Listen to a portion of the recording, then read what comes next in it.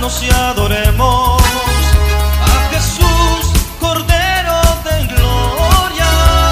Saltemos su incomparable majestad, al que vive por siempre, al gran Dios hoy, a Jesús,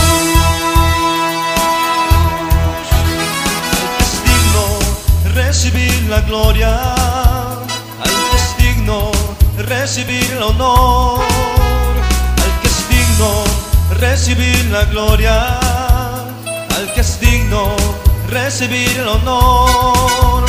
Levantemos nuestras manos y adoremos